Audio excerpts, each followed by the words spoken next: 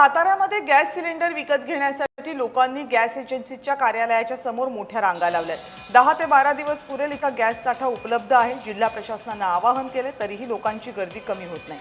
आढावा घेतलाय आमचे प्रतिनिधी प्रकाश शिंदे यांनी।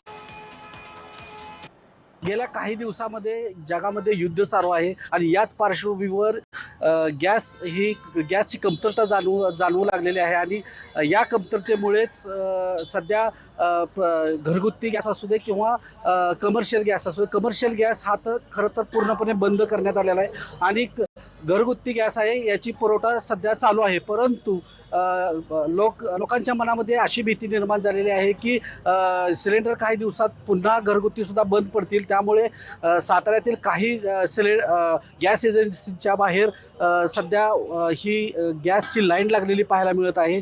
गॅस घेण्यासाठी मोठ्या प्रमाणात या ठिकाणी गॅसचे ग्राहक या ठिकाणी आलेले आहेत।